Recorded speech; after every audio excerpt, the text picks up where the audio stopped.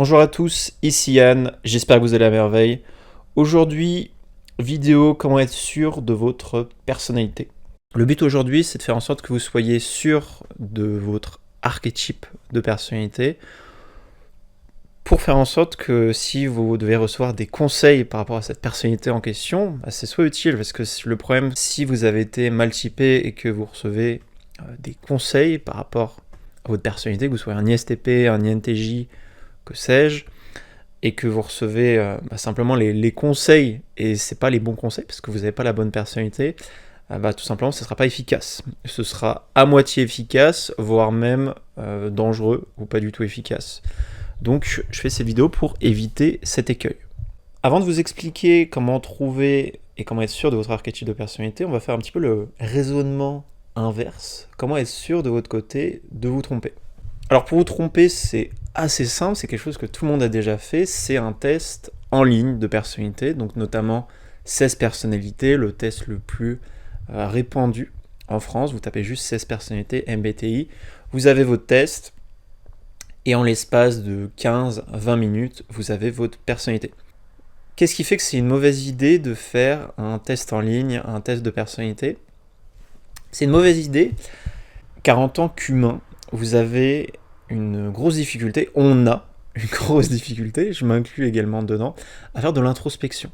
C'est-à-dire que vous pouvez croire que vous êtes très sensible, que vous avez un gros FI qui est lié aux émotions, au fait d'être connecté avec vos émotions, alors que pas du tout. Vous pouvez juste avoir peur des émotions des autres, ce qui représente un FE. Vous pouvez penser que vous êtes logique, alors que non. Que vous êtes dans l'instant présent, alors que ce n'est pas le cas. Toutes ces choses-là qu'on appelle des fonctions cognitives, qu'on verra après. Donc c'est extrêmement compliqué de s'introspecter. Aussi pour une raison, il y a quelque chose dans les archétypes de personnalité qui s'appelle Forsyth Dynamic. Donc vous avez 4 côtés dans votre esprit. Moi de mon côté, je suis un ISTP, donc j'ai un subconscient de mentor, un inconscient de superviseur et un super-ego d'INFP. Pour vous prendre un autre exemple, la vidéo que j'avais fait vous montrer le tableau, les INFP ont un ego d'INFP, un subconscient de superviseur, un inconscient de mentor et un super-ego d'ISTP. Donc c'est à peu près la même chose que les ISTP, mais dans un ordre différent. Qu'est-ce qui fait que c'est important ? C'est important parce que quand vous faites un test de personnalité, vous pouvez tomber, si vous répondez bien aux questions et que vous arrivez à bien vous introspecter, vous pouvez tomber sur votre subconscient ou votre inconscient. Et votre subconscient et votre inconscient, ça ne correspond pas à votre ego, à votre personnalité de base. Également, ça induit quelque chose d'autre, au niveau de la dynamique de l'esprit et au niveau de vous-même. Vous passez plus de temps sur votre subconscient et votre inconscient suivant vos situations sociales. Je vais vous prendre un exemple. Quand vous êtes par exemple chez vos parents ou avec des gens de votre famille, vous avez tendance, suivant si les personnes de votre famille sont plus extraverties, introverties, à être plus sur quelque chose qui s'appelle votre ego, votre subconscient ou votre inconscient. Donc vous avez quelque chose qui s'appelle un focus cognitif. Par exemple, on va prendre l'exemple d'une INFP qui a eu une enfance super heureuse, tout se passe bien. Quand elle est avec ses parents, elle est focus sur son subconscient. Et là, d'un coup, elle va changer d'environnement physique, rentrer dans la vie active, donc être moins confortable. Elle peut avoir tendance à passer sur son inconscient. Ce qui fait que si elle fait le test MBTI, et sans doute vous l'avez déjà vu, parce que plusieurs fois vous avez fait des tests MBTI, et je connais quelques personnes qui tombent tout le temps sur le même archétype, mais ça arrive rarement, donc la même personnalité. Quand vous faites ce test MBTI, suivant le lieu où vous êtes, que vous soyez dans un environnement avec des amis, avec votre famille, avec des inconnus, suivant les événements qui se passent, vous voyez que vous changez de personnalité, parce qu'on est des humains, connectés à nos émotions, connectés aux émotions des autres. Donc notre environnement fait en sorte qu'on change de mood. Et quand on change de mood, forcément, les réponses que vous allez donner sont différentes. Et en plus, vous allez donner des réponses différentes, et souvent, vous essayez de vous introspecter, mais quand vous voyez les réponses, il y a forcément, à chaque fois, pour chaque question que vous voyez quand vous faites un test en ligne, des réponses qui sont qui vous semblent cool et des réponses qui vous semblent moins cool. Il y a des réponses où vous avez envie d'être ce type de personne, alors qu'en fait, pas réellement. Vous n'êtes pas cette personne, vous voulez être comme ça, mais c'est pas forcément le cas. Donc ça, c'est pour les tests en ligne. Également, comment vous pouvez être mal typé, c'est tout simplement en étant typé par quelqu'un qui fait juste du MBTI, c'est-à-dire qui considère juste que votre ego, c'est votre personnalité. Par exemple, moi, ma personnalité, ce serait juste ISTP, donc avec mes 8 fonctions cognitives. La plus puissante, la logique, et la moins puissante, mes émotions internes, la morale, le sens du goût. Ok, c'est cool. Par contre, si à un moment, je suis particulièrement extraverti au cours d'une journée, et que je vais passer ce test avec cette personne qui prend juste en compte le MBTI classique, en fait, je vais passer pour un extraverti. Et donc, j'aurais été typé subconscient. Et non, je ne suis pas un mentor, je suis un ISTP. Donc voilà, il y a plein de raisons qui peuvent faire en sorte que vous soyez mal typé.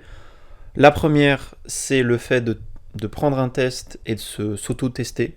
Parce que vous êtes, je vous le dis, les humains sont incompétents pour s'introspecter. Ce que vous devez faire pour vous introspecter et en savoir plus sur vous, c'est tout simplement de demander aux gens, les gens qui vous connaissent le plus. Est-ce que je te parais logique? Est-ce que je te parais dur? Est-ce que je te parais organisé? Désorganisé? Bon, l'organisation en général, c'est quelque chose que vous savez, parce que c'est quelque chose qui se voit dans le monde physique, donc si vous êtes désorganisé, on vous le dit. En fait, on vous le dit. Vous êtes désorganisé, que vous êtes bordélique. Si vous êtes organisé, on vous le dit également. Donc il faut passer par un tiers. Voilà. Donc premièrement, il faut passer par un tiers. Et si quelqu'un vous fait un test, peu importe le test, il faut que ce test prenne en compte plusieurs dynamiques. Et en ce qui concerne le test, le plus précis, c'est tout simplement les archétypes de personnalité. Parce qu'on prend en compte les fonctions cognitives, le quadrat, est-ce que la personne elle est directe, informative, les 4 côtés de l'esprit. Et rien qu'avec ça, vous avez quelque chose qui est beaucoup plus précis pour savoir la personnalité de quelqu'un. Ensuite, deuxième partie, comment être sûr de votre personnalité? On va faire quelque chose de très concret. J'ai eu 2 personnes que j'ai testées dernièrement, donc j'aurais trouvé leur archétype de personnalité. Des personnes très cool, avec des grosses fonctions feeling, que ce soit du FI ou du FE. Donc j'ai cette femme en question qui est à l'en face de moi, qui m'a dit « Ok, je sais pas si je suis un ISFP ou une INFP. J'ai fait le test plein de fois, et la moitié du temps, je tombais sur ISFP, l'autre moitié sur INFP. Est-ce que tu peux me typer ?» Comment j'ai pu typer si c'était une ISFP ou une INFP? L'un des premiers vecteurs que j'ai vu quand je l'ai typé, c'est que au niveau de son look, sa manière de sonner, de résonner, elle ressemblait plus à un ISFP. Donc il faut savoir qu'au niveau du typage, et c'est des vidéos que je ferai plus tard, vous avez quelque chose qui s'appelle le visual typing, donc le typage visuel, et vous pouvez savoir au niveau de la tête, si vous prenez un ensemble d'INTJ, un ensemble d'ISFP, un ensemble d'ISTP, vous pouvez voir que vous avez des traits en commun. Et le trait commun qu'on peut avoir chez les ISFP, et notamment les ISFP filles, c'est vraiment une certaine douceur, une certaine fraîcheur au niveau de leur manière d'être. C'est le côté qu'on pourrait appeler mignon est extrêmement présent chez les ISFP. Chez les INFP aussi, mais les ISFP ont une certaine forme de délicatesse et de douceur qui ressort de leur manière d'être. Donc au niveau du typage visuel, elle ressemblait déjà plus à une ISFP qu'une INFP. Aussi un autre vecteur qui est important pour le typage, c'est le côté informatif et direct. Et là, de son côté, elle était assez directe dans sa communication, parce qu'elle n'était pas totalement à l'aise, c'était la première fois qu'on se voyait. Donc il y a ce côté-là, donc elle était plutôt directe, ce qui faisait pas penser forcément à un ISFP ou un INFP. Et donc ce que j'ai fait, c'est que j'ai regardé d'autres vecteurs. Au niveau de sa façon de raconter les choses, ça allait un petit peu dans plusieurs sens différents, donc c'est moi qui ai reposé les questions, donc ça faisait plus penser à l'ISFP. Également, du point de vue organisation des organisations, elle était plus dans le penchant SE des organisations. Elle paraissait, et elle était concrète, donc il n'y a aucun moment dans sa communication où elle a sorti de l'abstrait, ce qui fait penser à l'ISFP. Et chose extrêmement importante, et c'est comme ça aussi que vous pouvez être beaucoup plus persuadé et savoir si vous êtes cet archétype ou pas, c'est quelque chose qui s'appelle les quadras. Les quadras, c'est quelque chose qui vient de la socionics. C'est une combinaison de fonctions cognitives. Donc on prend vos 4 fonctions cognitives. Alors de son côté, il y avait clairement le quadra, qu'on appelle le quadra des explorateurs. Et ça se voyait car les ISFP ont quelque chose qui s'appelle un NI et un SE. C'est-à-dire qu'ils veulent faire des choses, ils veulent voyager, ils veulent créer des expériences pour les autres et expérimenter eux-mêmes. Contrairement aux INFP qui sont dans le quadrat des philosophes. Donc ça, c'est quelque chose qui, pour rappel, qui vient de la socionics. Donc les INFP, quadrat des philosophes, archétype qu'on appelle en triple contrôle, donc ultra contrôlant par rapport à leur vie, par rapport à leur relation amoureuse, par rapport à n'importe quel domaine, en fait, ils sont dans un contrôle général de leur vie, et ça ressortait clairement pas. C'était vraiment du mouvement, une sorte de liberté propre aux artisans qui sortait, et après, forcément, à force de discuter avec elle, parce qu'aujourd'hui je l'ai en coaching, on a vu qu'il y avait un fort attachement à la liberté, ce qui continuait à coller avec ISFP. Qu'est-ce qui a permis aussi de savoir que c'était une ISFP ou pas une INFP? C'est en contrôlant l'ensemble de ses fonctions cognitives. Donc ce que je fais à chaque fois pour vérifier l'archétype de personnalité de quelqu'un, c'est qu'en plus du quadra, en plus du style d'interaction, est-ce que la personne elle est directe, informative, abstraite, concrète, je fais une vérification et vous devez faire de votre côté une vérification de l'ensemble des fonctions cognitives. Donc je vous invite à voir la vidéo sur les fonctions cognitives et également la vidéo sur le placement des fonctions cognitives, les deux parties. Et ce que vous pouvez voir au niveau des fonctions cognitives, c'est que les ISFP ont quelque chose qui s'appelle un any child, donc ils veulent des choses, voilà, I want, je veux ça, j'ai vu ça, je veux ça, contrairement aux INFP qui ont un NE parent, donc ils sont beaucoup moins au courant de ce qu'ils veulent, mais au courant des intentions des autres à l'égard, de la projection, de l'endroit où va la société. Donc au niveau de ces fonctions cognitives, j'ai bien vu, à force de discuter avec elle, donc c'était sur des trucs personnels, qu'elle n'avait pas de NE parent, elle avait clairement un NI, et en face d'un NI qu'on appelle enfant, on a quoi? On a un NE inconnu. Elle avait clairement un NE inconnu par rapport à la manière dont elle était. Donc ça c'est pour la première personne, ISFP, INFP. Vous vérifiez grâce aux fonctions cognitives, grâce aux 4 côtés de l'esprit, au quadrat. Maintenant on passe à la deuxième personne donc, que j'ai eue et qui m'a dit qu'elle était un sage, un INFJ. Donc j'ai commencé à discuter avec cette personne, c'était un gars qui était très cool.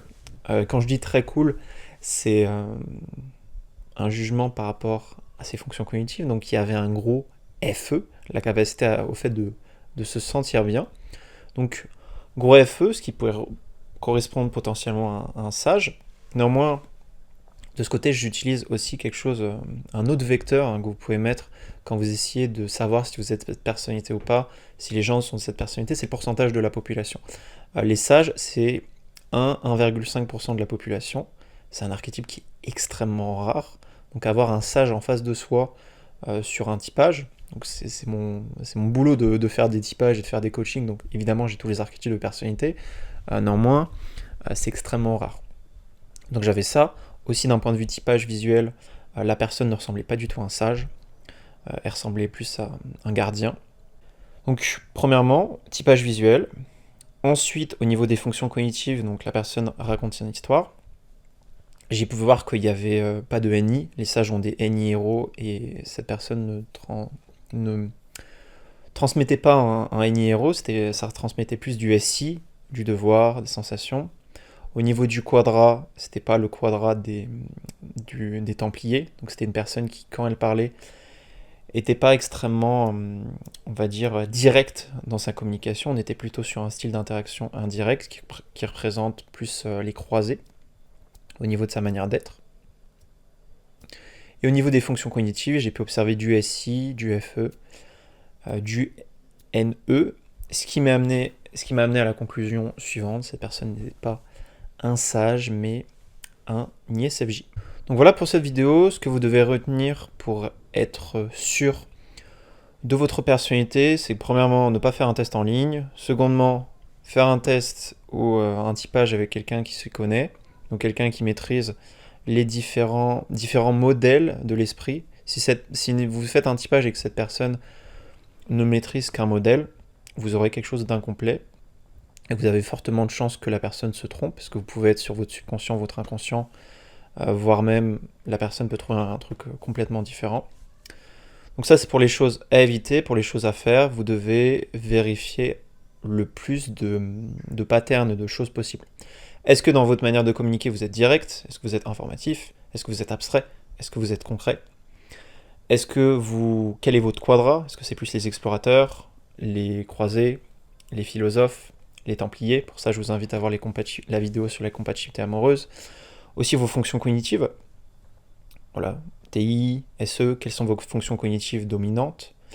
Et ce que vous devez faire pour cette analyse, c'est soit demander à quelqu'un qui s'y connaît, ou demander aux proches, aux gens autour de vous. Sachez que vous êtes, et nous sommes très mauvais pour nous auto-analyser en tant qu'humains, entre nos changements émotionnels, ce qu'on veut être, ce qu'on ne veut pas être, voilà, toutes ces choses-là, sachez que vous êtes très mauvais pour vous auto-analyser. Donc ce que vous devez faire, c'est, ok, vous faites votre auto-analyse, et après vous comparez cette auto-analyse par rapport à ce que vous dites ce que vous disent les autres personnes autour de vous. Et une fois que vous avez analysé ces différents vecteurs, vous pouvez être certain de votre archétype de personnalité et pouvoir enfin appliquer les conseils qui sont liés à votre personnalité pour avoir une vie bien meilleure. C'était Yann, j'espère que vous avez apprécié la vidéo. N'hésitez pas à mettre un pouce, un commentaire. Si vous avez besoin d'un typage, je vous invite à aller en lien dans la description. À la prochaine, ciao!